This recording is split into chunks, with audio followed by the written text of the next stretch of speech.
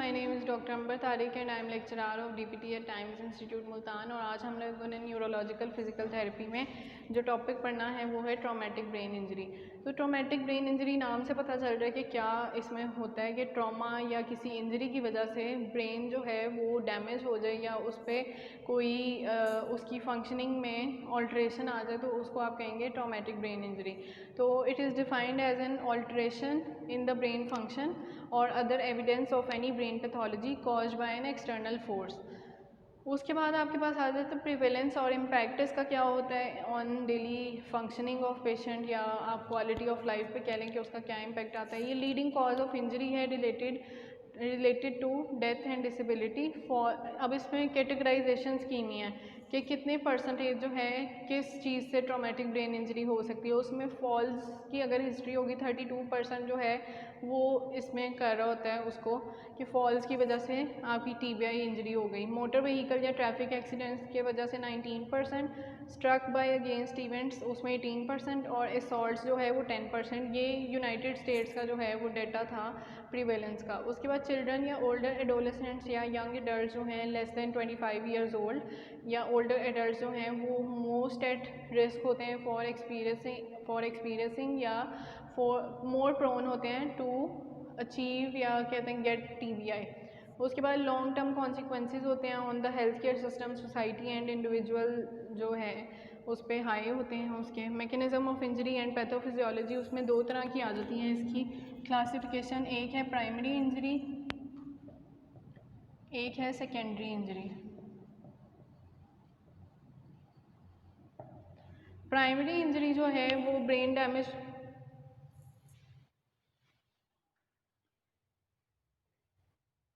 ये primary injury होती है और सेकेंडरी इंजरी होती है। अगर हम प्राइमरी इंजरी की बात करें तो ब्रेन डैमेज जो डायरेक्टली होता है फ्रॉम एक्सटर्नल फोर्सेस, जिसमें आपके पास आ जाती हैं कि बोनी स्कल या पेनिट्रेटिंग ऑब्जेक्ट जो है कोई आके उसको डायरेक्टली हिट करे, या एक्सप्लोजन इंजरीज हो सकती हैं। इसमें एसेलरेशन या डेसेलरेशन फोर्सेस हो सकती हैं कि मतलब कोई कार चला रहा है, ड्राइव करते करते एकदम से पीछे से कोई गाड़ी आके हिट हुई है और वो स्टीयरिंग व्हील पे उसका सर लगे, तो उसमें डायरेक्ट या प्राइमरी इंजरी आ जाएगी। उसमें एक्सप्लोजन इंजरीज हो सकती हैं। सेकेंडरी इंजरी में आपके पास सीरीज ऑफ बायोकेमिकल, सेलुलर या मॉलिक्यूलर इवेंट्स आ जाते हैं जो इवॉल्व करते रहते हैं या with the passage of time increase करते रहते हैं after initial energy and injury related hypoxia, edema and elevated intracranial pressure. फिर प्राइमरी इंजरी को कॉन्टैक्ट इंजरी भी कहते हैं। ये होती है after contusion, laceration and intracerebral hematomas. Contusion क्या होता है? अरिजन ऑफ इंजर्ड टिश्यू या skin in which blood capillaries जो हैं वो रप्चर हो जाएं। लेसरेशन होती है डीप कट या टीयर इन स्किन। और उसके बाद इंट्राक्रेनियल हेमाटोमा जो है वो collection of blood with in the skull को कहते हैं। इंटीरियर टेम्पोरल पोल या फ्रंटल पोल, लेटरल और इंफीरियर टेम्पोरल कॉर्टिसेस, ऑर्बिटल फ्रंटल कॉर्टिसेस, ये सारे प्राइमरी या कॉन्टैक्ट इंजरी में जो है वो डायरेक्ट जो है अफेक्ट हो सकते हैं। डैमेज जो है वो फोकल इन नेचर होता है यानी लोकलाइज्ड होता है, डिफ्यूज़ आपको पैटर्न मिलता है। उसके बाद प्राइमरी इंजरी में रैपिड एसिलरेशन या डेसिलरेशन फोर्सेस किस तरह से करती हैं, उसमें शीयर, टेंजाइल और कंप्रेशन फोर्सेस जो हैं वो ब्रेन के अंदर वो डेवलप हो जाती हैं और वो क्या करती हैं, डिफ्यूज़ एक्सोनल इंजरी कॉज करती हैं, जिसको DAI भी कहते हैं, diffuse axonal injury.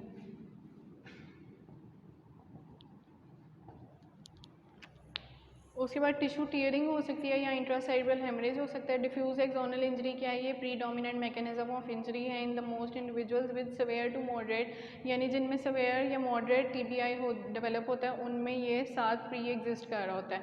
It is common in high speed motor vehicle accidents और ये जो है स्पोर्ट्स रिलेटेड TBI में भी डेवलप हो सकती है कंडीशन। डिफ्यूज़ जो है टर्म वो मिसलीड कर सकती है थेरेपिस्ट को या आपके डॉक्टर को, क्योंकि ये डिस्क्रीट या डिस्टिंक्ट एरियाज में आपको मिलता है डिफ्यूज़ एक्सोनल इंजरी। तो इसमें ये होता है कि पैरासेजिटल वाइट मैटर जो है सेरेब्रल कॉर्टेक्स का या कॉर्पस कैलोजम या पोंटाइन मीसेंसेफेलिक जंक्शन जो है वहाँ पे आपको मिल सकता है, या सुपीरियर सेरिबेलर पेडेंकल्स में मिल सकता है। मैकेनिज्म ऑफ DAI जो है वो माइक्रोस्कोपिक होता है, मतलब आप माइक्रोस्कोपिक एग्जामिनेशन से ही कंफर्म करते हैं या रूल आउट करते हैं कि वेदर इट इज़ DAI और नॉट। उसके बाद मिनिमल इनिशियल फाइंडिंग्स मिलती हैं आपको CT में या MRI में। उसके बाद एक्सेलरेशन डेक्सेलरेशन फोर्सेस जो हैं वो आपकी डिसरप्शन कर देती है न्यूरोफिलामेंट्स की और वेलेरियन डीजनरेशन कॉज कर देती है। वेलेरियन डीजनरेशन ये होती है कि जिसमें process that occurs when a neuron is damage, जिसमें एक्सॉन जो है वो सेपरेट हो जाता है from the nerve cell body, जिसको सोमा भी कहते हैं। इस तरह की डीजनरेशन को आप कहते हैं वेलेरियन टाइप डीजनरेशन। फिर आ जाती है आपकी ब्लास्ट इंजरी प्राइमरी इंजरी में। ब्लास्ट इंजरी जो है वो सिग्नेचर इंजरी होती है in the US military conflicts in the middle east, जो है वो सबसे ज़्यादा कॉमन है। एक्सप्लोसिव डिवाइस जो है जब आके हिट करती है तो उसमें ट्रांजिएंट शॉक वेव या टेम्पररी एक शॉक वेव डेवलप होती है जो आपके ब्रेन को डैमेज कर देती है। फिर इसमें दो तरह की इंजरी, तीन तरह की हो सकती है ब्लास्ट इंजरी। प्राइमरी भी हो सकती है, सेकेंडरी और टर्शरी। प्राइमरी ब्लास्ट इंजरी जो है वो direct effect of blast over pressure on organs. Secondary injury जो है वो रिजल्ट होती है from other objects being hurled at the individual। और टर्शरी जो है occurs when the victim is flung backwards। कि मतलब जैसे आप मूवीज़ में देखते हैं कि एक बंदे ने आके, जैसे बदमाश वगैरह इकट्ठे हुए और एक बंदे ने आके उसको पंच किया, वो उड़ के पीछे गया, तो ये इसमें इस तरह की आप वो एग्जांपल ले सकते हैं कि विक्टिम जो है वो उसको किसी चीज़ ने हिट किया या किसी बंदे ने पंच किया तो वो पीछे उड़ के दूर ज़रा डिस्टेंस पे गिरे, तो उसको आप कहते हैं टर्शरी इंजरी। सेकेंडरी इंजरी आ जाती है। सेकेंडरी सेल डेथ जो है वो रिजल्ट होती है after a chain of cellular events, जिसमें टिश्यू डैमेज आ जाता है in addition to secondary effects, जिसमें हाइपोक्सीमिया, हाइपोटेंशन, इस्कीमिया, एडिमा और एलिवेटेड इंट्राक्रैनियल प्रेशर के सिम्टम्स आते हैं। फिर sequelae of traumatic brain injury. Sequelae का मतलब होता है सीक्वेंस ऑफ इवेंट्स या प्री रिक्विजिट आप उसको कह सकते हैं। टीबीआई जो है वो एसोसिएटेड होती है with a wide range of symptoms. उसमें न्यूरोमस्कुलर भी आ जाते हैं, कॉग्निटिव या बिहेवियरल इम्पेयरमेंट्स आ सकती हैं, limitations in activity, restrictions in social participation, diminished quality of life. और फिजिकल थेरेपी इंटरवेंशन जो हैं वो फिजिकल लिमिटेशंस को प्रिवेंट करने में या करेक्ट करने में हेल्प करती हैं related to mobility, cognitive and behavioural changes. उसके बाद impairments commonly associated with TBI, उसमें न्यूरोमस्कुलर में अगर हम देखें तो परेसिस यानी weakness in muscles, abnormal tone हो सकती है, हाइपोटोनिया या hypertonia, motor function, postural control. Cognitive में आपका अराउजल लेवल यानी किसी पेशेंट को अनकॉन्शियस लेवल से वेकअप करना जो है उसको आप कहते हैं arousal. Attention, concentration, memory, learning, executive functions. Neuro behavioural में आपके पास एजिटेशन या एग्रेशन आ जाएगा। उसके बाद डिसइनहिबिशन, एपैथी। एपैथी का मतलब होता है lack of interest in any activity. Emotional lability, mental inflexibility, impulsivity, irritability, communication और स्वेलिंग में इम्पेयरमेंट आ सकती है। सबसे पहले हम न्यूरोमस्कुलर इम्पेयरमेंट्स की बात करेंगे तो उसमें आपके पास इम्पेयर्ड मोटर फंक्शन, परेसिस के साथ साथ इम्पेयर्ड मोटर फंक्शन भी हो सकता है, टोन में चेंजेस आ सकते हैं। अपर एक्सट्रीमिटी, लोअर एक्सट्रीमिटी परेसिस हो सकता है। Impaired coordination in different movements, impaired postural control, abnormal tone और एबनॉर्मल गेट जो है ये लॉन्ग लाइफ इम्पेयरमेंट्स होती हैं in the patients of traumatic brain injury. Involuntary movements हो सकती हैं, उसमें ट्रेमर और कोरिया जो है वो आपके डेवलप हो सकता है पेशेंट में। आपने अब ये मुझे बताना है नेक्स्ट जूम सेशन में कि what is the difference between tremor and Korea and dystonia. Korea, tremor, dystonia and fourth term यहाँ पे एक्सप्लेन नहीं की हुई या डिस्क्राइब नहीं की हुई, लेकिन आपने स्ट्रोक में या पार्किंसंस में या सीपी में कहीं ना कहीं ये टर्म पढ़ी होगी, तो आपने इन चारों टर्म्स में मुझे डिफरेंस बताना है जूम सेशन में, कोरिया, ट्रेमर, डिस्टोनिया और एथिटॉइड में। उसके बाद पेशेंट जो हैं वो प्रेजेंट कर सकते हैं impaired somatosensory function depending on the location of the lesion. फिर सेकंड आपके पास आ जाती हैं कॉग्निटिव इम्पेयरमेंट्स, उसमें arousal, attention, concentration, memory, learning और एग्जेक्टिव फंक्शन आ जाते हैं। एग्जेक्टिव फंक्शन में आपकी प्लानिंग आ जाती है, initiation and self generation, response inhibition और सेल्फ ऑर्डरिंग या सीक्वेंसिंग आ जाता है। थर्ड आपकी आ जाती है न्यूरो बिहेवियरल इम्पेयरमेंट्स, उसमें जो है बिहेवियरल चेंजेस आ जाते हैं और वो प्रोग्रेस करते हैं जैसे जैसे आपकी टीबीआई जो है वो एडवांस होती जाती है। इम्पेयरमेंट जो हैं वो क्लोजली लिंक्ड होते हैं विद कॉग्निटिव इम्पेयरमेंट्स और कॉमन बिहेवियरल इम्पेयरमेंट्स में low frustration tolerance, agitation, disinhibition, apathy, emotional lability, mental inflexibility, aggression, impulsivity और इरिटेबिलिटी आ जाती है। कम्युनिकेशन में जो है लैंग्वेज और कम्युनिकेशन प्रॉब्लम्स हो सकती हैं, उसमें नॉन एफेजिक जो है वो पेशेंट उसके साथ प्रेजेंट कर सकता है। नॉन एफेजिक का मतलब होता है, एफेजिया जो है वो आपका लैंग्वेज एंड प्रोसेसिंग डिसऑर्डर है, तो इसमें नॉन एफेजिक मतलब उसमें कोई इतना ज़्यादा सवेयर नहीं होता एफेजिया। रिलेटेड टू अगर आपको एफेजिया मिलेगा तो साथ आपको कॉग्निटिव इम्पेयरमेंट भी मिलेगी। अगर कॉग्निटिव इम्पेयरमेंट नहीं है तो आपका नॉन एफेजिया की कंडीशन के साथ पेशेंट आएगा। डिसऑर्गेनाइज्ड ओरल या रिटन कम्युनिकेशन हो सकती है, इम्प्रिसाइज लैंग्वेज होगी, वर्ड रिट्रीवल डिफ़िकल्टीज़, मतलब कि वर्ड को जो है ना वो इंटरप्रेट नहीं कर सकता या किसी से सुन के दोबारा से अपने ब्रेन में मतलब स्टोर नहीं कर पाएगा, मेमोरी उसकी इतनी अच्छी नहीं होगी और वो बाद में उसको रिपीट नहीं कर सकता। उसके बाद डिसइनहिबिटेड या सोशली इनअप्रोप्रिएट लैंग्वेज हो सकती है। पेशेंट जो है कम्युनिकेशन मतलब कम्युनिकेशन में उसको प्रॉब्लम हो सकती है अगर उसके पास आसपास का एनवायरनमेंट जो है उसके लिए डिस्ट्रैक्टिंग है। फॉर एग्जांपल पेशेंट यहाँ बैठा है और मैं सामने जो है बॉल के साथ बॉल को बार बार ऐसे बास्केटबॉल जैसे आप करते हैं, बास्केटबॉल खेलते हुए आपने गोल करना है तो बास्केट में डालना है बॉल, तो आप उसको टैप करते हुए फ्लोर पे तो आप जाएंगे बास्केट तक और बास्केट में डाल देंगे। तो मैं आसपास कोई इस तरह की एक्टिविटी करने लग जाऊँ और उसको कहूँ कि मेरे साथ आपको मतलब बोलते रहें या कोई ना कोई बात करते रहें, मैं उससे बात कर रही हूँ या मेरी क्वेश्चन का वो जवाब देता रहे, तो ये डिस्ट्रैक्टिंग इन्वायरमेंट उसके लिए क्रिएट कर देगा और इसमें उसको कम्युनिकेशन में प्रॉब्लम होगी। Reading social cues, adjusting communication to meet the demands of the situation, communication deficits में जो है एम्प्लॉयबिलिटी जो है वो भी उसकी अफेक्ट हो सकती है कि कम्युनिकेशन में जब उसको प्रॉब्लम होगी ना तो वो एम्प्लॉयमेंट जो है उसको वहाँ पे भी जो है वो प्रॉब्लम हो सकती है कि वो लोगों के साथ इतनी ईजिली कम्युनिकेट नहीं कर सकता, स्पीच उसकी इम्पेयर्ड है, सोशल इंटीग्रेशन और क्वालिटी ऑफ लाइफ इम्पैक्ट हो सकती है। फिफ्थ आ जाता है डिसऑटोनोमिया। डिसऑटोनोमिया क्या है, इसमें elevated sympathetic nervous system activity होती है। ये होता है नॉर्मल रिस्पॉन्स होता है आफ्टर टीबीआई इन पेशेंट्स में। इसमें ये होता है कि ओवर एक्टिव हो जाती है सिंपैथेटिक एक्टिविटी और ये होता है हार्ट रेट इंक्रीज़ हो जाता है, रेस्पिरेटरी रेट इंक्रीज़ हो जाएगा, ब्लड प्रेशर इंक्रीज़ मिलेगा, डायाफोरेसिस मतलब इंक्रीज स्वेटिंग होगी उस पेशेंट में, hyperthermia, increase temperature, body temperature हो जाएगा। और इसमें अदर सिम्टम्स में आपको डेकब्रेट और डीकॉर्टिकेट रिजिडिटी मिलती है, हाइपरटोनिया और टीथ ग्राइंडिंग के साथ पेशेंट रिप्रेजेंट करता है। तो टीथ ग्राइंडिंग ये है कि वो जैसे बच्चे नहीं कर लेते ऐसे टीथ को आपस में मतलब ज़ोर से वो कर लेते हैं, जैसे कभी किसी ने कोई एपिलेप्सी के पेशेंट्स में आपने कभी शायद नोटिस किया हो कि अगर कोई पेशेंट के पास जाना चाहे जब उसको एपिलेप्सी का फिट पड़ता है तो उसमें अगर कहते हैं कि आप उसके मुंह में कोई फोम टाइप या रबर टाइप जो है वो चीज़ रख दें ताकि वो टीथ ग्राइंडिंग ना करे, टीथ ग्राइंडिंग को प्रिवेंट करें, तो उसमें मतलब फिंगर्स नहीं रख देनी इमीडिएटली अगर आपको उस टाइम पे कुछ समझ नहीं आ रहा, क्योंकि उसमें इतनी वो टीथ ग्राइंडिंग करता है पेशेंट कि आपकी जो फिंगर है वो इंजर हो सकती है। उसके बाद इसमें आ जाते हैं incidence of paroxysmal sympathetic hyper activity जो है वो 8% से 33% होती है। इंटेंसिव केयर यूनिट में पेशेंट आपको मिलता है। पोस्ट ट्रोमेटिक सीजर्स हो सकते हैं एडल्ट्स विद सवेयर इंजरी, उसमें फिनाटोइन जो है एंटी कन्वर्जेंट ड्रग है, ये इफेक्टिव होता है in decreasing the risk of early post traumatic seizures. Secondary impairments और मेडिकल कॉम्प्लिकेशंस में आपके पास क्या आ जाता है, 50% पेशेंट्स स्वेयर ब्रेन इंजरी के साथ जो आते हैं उनमें जीआईटी डिफ़िकल्टीज़ हो सकती हैं, 45% में जेनिटो यूरिनरी प्रॉब्लम्स मिल सकती हैं, 34% रेस्पिरेटरी प्रॉब्लम्स,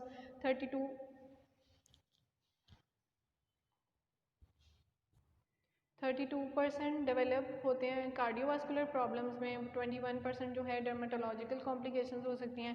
उसके अलावा यूरिनरी या बवल इनकंटिनेंस हो सकती है टीबीआई के पेशेंट्स में, डीवीटी हो सकती है, हेट्रोटॉपिक ऑसिफिकेशन।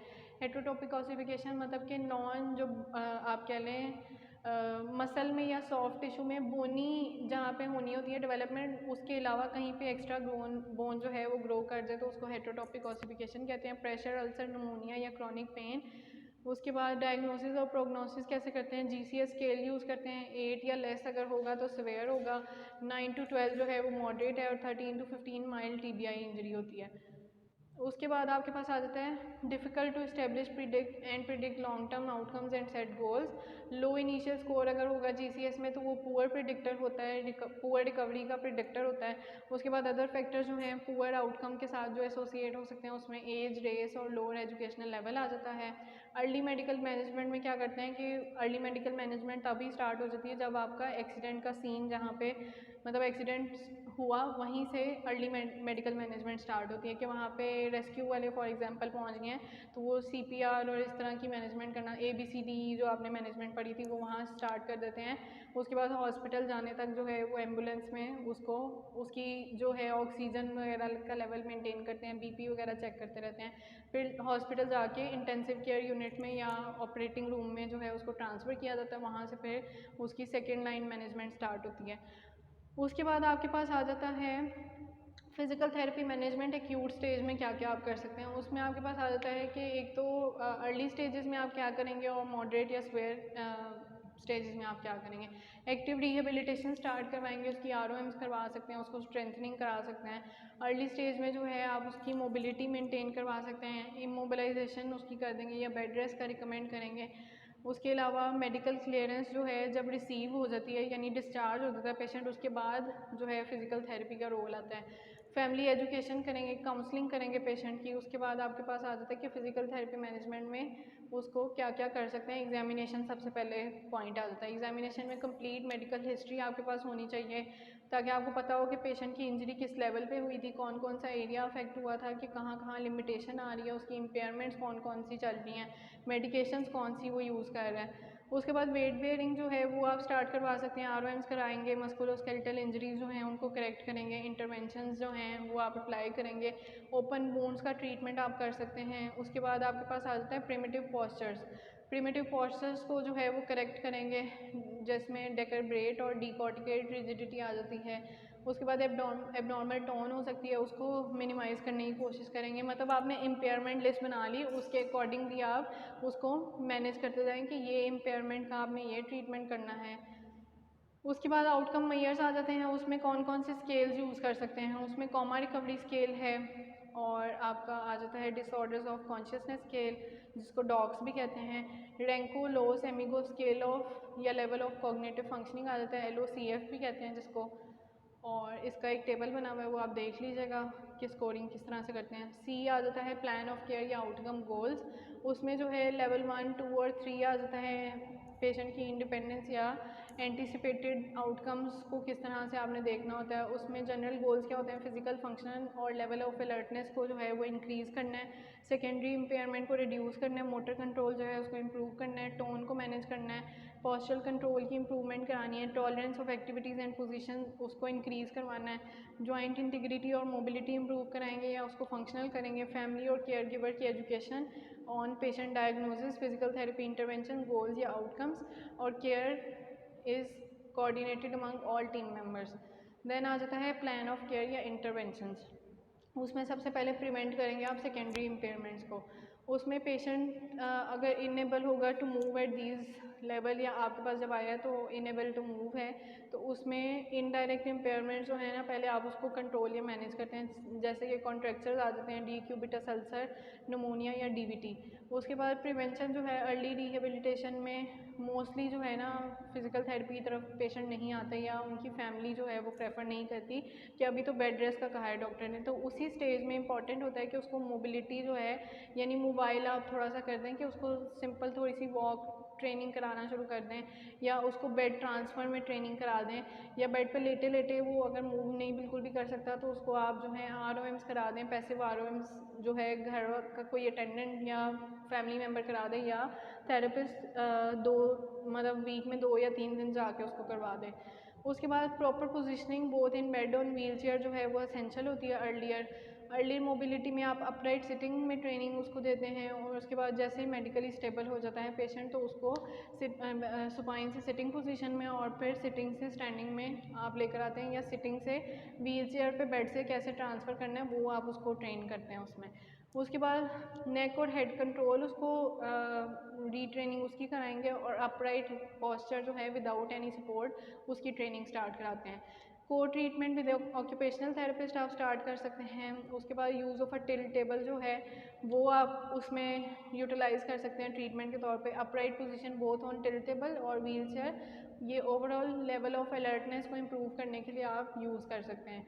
देन आ जाता है सेंसरी स्टिमुलेशन। सेंसरी स्टिमुलेशन एक ऐसी इंटरवेंशन है जो इंक्रीज़ करती है आपके लेवल ऑफ अराउजल को और एलिसिट करती है movement in individuals in a comma और परसिस्टेंट वेजिटेटिव स्टेट। आप लोगों ने डिफरेंस बताना है मुझे कॉमा एंड वेजिटेटिव स्टेट में।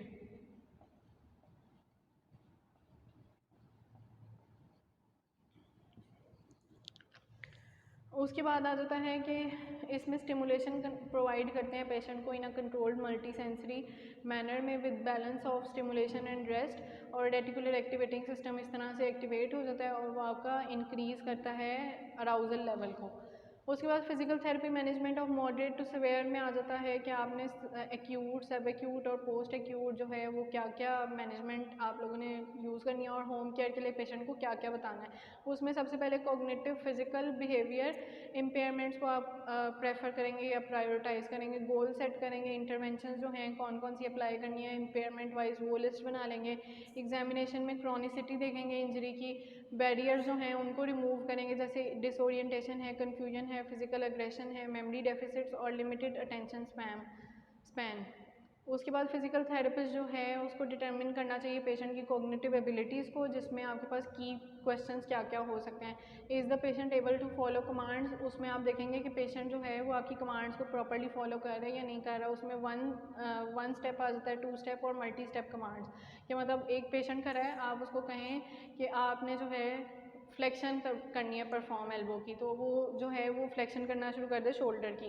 तो इसीलिए ये आपने वन स्टेप कमांड में देख लेना है कि उसको एक कमांड एक टाइम पे देते हैं तो वो किस तरह से परफॉर्म करता है। फिर आप उसको एट अ टाइम 2 कमांड्स अगर दें कि आपने एल्बो फ्लेक्शन करनी है और साथ आपने सुपिनेशन करनी है, तो वो ये करे। उसके बाद जो है आप उसको कह देंगे कि मतलब ये 2 स्टेप कमांड आ जाता है। मल्टी में आप उसको 3 चीज़ें एक साथ करने के लिए दे दें कि आपने फ्लेक्शन भी कह दी, सुपिनेशन भी कह दी और साथ आप उसको कहें कि एक स्टेप जो है वो आगे मूव कर जाए। तो आप उसमें इस तरह से वो चेक करेंगे पेशेंट कितना जो है आपकी कमांड को बेहतर तरीके से परसीव कर रहा है। पेशेंट ओरिएंटेड है टू पर्सन प्लेस और टाइम या नहीं। Does the patient recognise family members, memory impairment तो नहीं है। Does the patient demonstrate any insight into what has happened.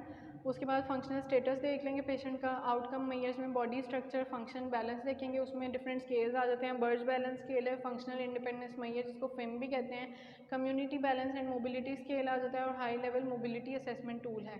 Then attention and cognition में मोस्ट अटेंशन रेटिंग स्केल जिसको मार्च scale भी कहते हैं वो आप यूटिलाइज करते हैं फॉर इंटरप्रिटेशन या स्कोरिंग के लिए अटेंशन की।